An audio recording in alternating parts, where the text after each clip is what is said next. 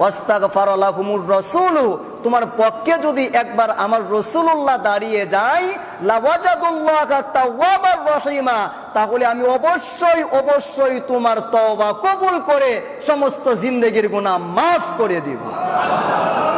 লাউ আন্নাহুম ইযলামু আনফুসাহুম জাউকা ফাস্তাগফিরুল্লাহা ওয়াস্তাগফার লাহুমুর রাসূলু লাওয়াজাদুল্লাহা তাওয়াবার রহিমা।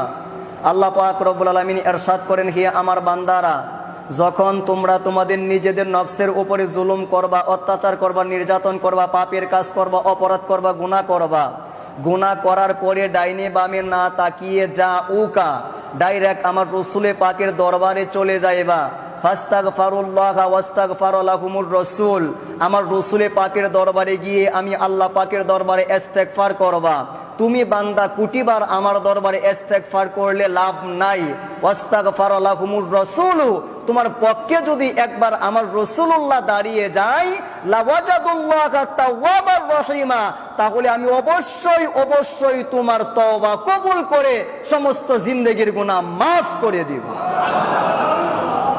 রওজা মুবারকে যাওয়ার দরকার আছে না নাই? কথা বলেন না, দরকার আছে না নাই? কারণ আল্লাহ পাক বলেছেন গুনাহগারের গুনাহ মাফ হওয়ার ঠিকানা হচ্ছে সোনার মদিনা। কথা বলেন ঠিক কিনা?